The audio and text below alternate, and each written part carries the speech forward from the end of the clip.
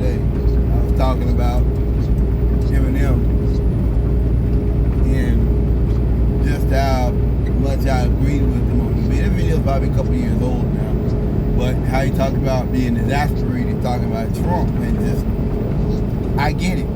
I get that. You know, that you look at the stuff Trump did and you wonder, how is it that this stuff isn't taken by everybody? How do people not know this?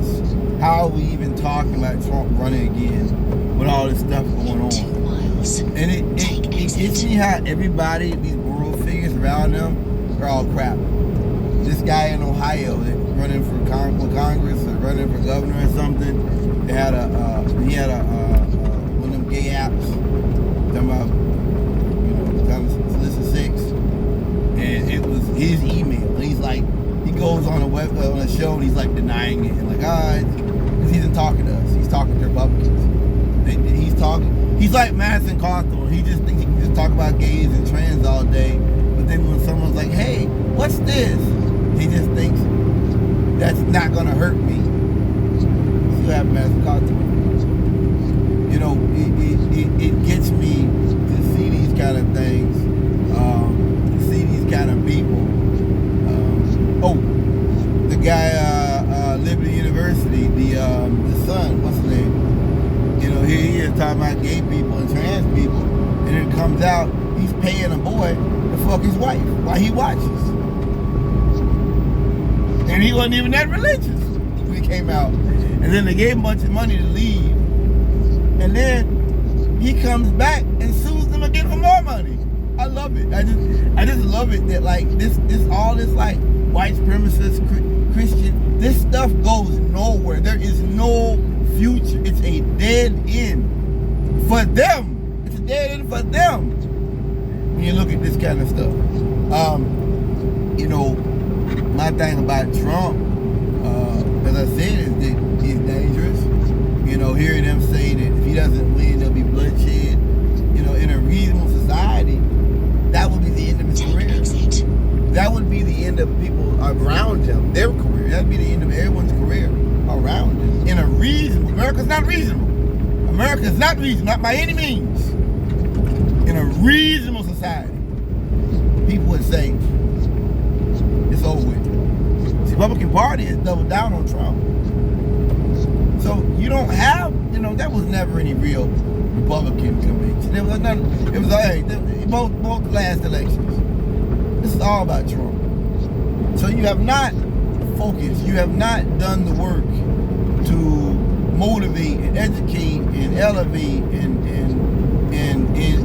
those people who are your rising stars, because now it's basically Trump or bust. And anybody that questions Trump or raises a finger against him, you're going to be fired. You're going to wind up in a garbage can. So what that tell you is they have no future. I live in Pennsylvania. Yesterday I showed my 94. And I am not ignorant to the history. Look at Richard McCloskey. He was Alex Jones listening back in 2009. Got in a shootout up in Pittsburgh. Shot some police. Got an AK-47. Look at the Tree of Life shooter. Look at this guy recently that cut his dad's head off here in Pennsylvania and went to the fucking military base up here in Indian Gap to try, with a gun, to try to raise the National Guard. So, I'm not ignorant to where I live. I'm not ignorant to the dangers. I'm not ignorant to the realities of what Trump losing means. This can get really dangerous. And I think that the one thing that we've been saying, and one of the things that you see is true now, is that you have to be blind not to, is that Trump understands that his supporters are like cult people. And he understands that, playing to them is dangerous. And this isn't even about threatening the people no more. This is about threatening his own party. Which furthermore is what? That means there's no future to this. Because leadership doesn't require threats. I know it sounds a little West Wing here, but leadership doesn't require threats. Leadership doesn't require, I'm not saying love, it doesn't require force and coercion. If a doing the right thing and you know it, you should be proud to be a part of an organization. Period. That's what leadership's about. That's what motivating people is about. It's more than just managing. And it just for me, I'm always, I don't, anybody that doesn't get up in the morning, and that statement of there's going to be bloodshed, and Trump says, remember something, one thing that got me early on with Trump is that all the things you hear these white folks say, it used to be, they would be like, it might be like recorded, people like, well, I don't know.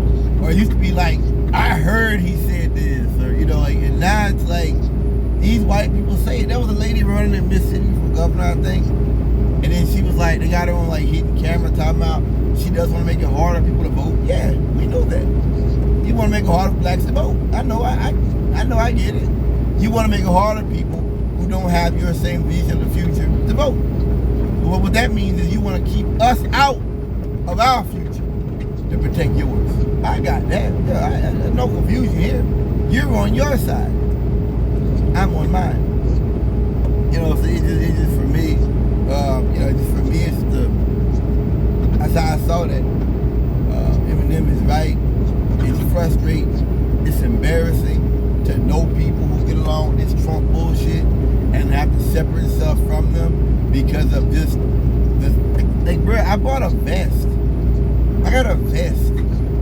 After Buffalo, that shit scared the crap out of me. That a white man drove 200 miles to kill a bunch of blacks in Buffalo, and then it came out he had been there before, and they escorted him out and said racist shit, and like he live streamed it and wrote nigger on the rifle, and then he wrote his reparation. Like bro, that scared the shit out of me. And to see that, like, the way they told Jews to arm up, to see how Buffalo, that's by the wayside, it's another reminder, don't nobody care about us. Don't nobody care about us, man. That was a terrorist attack.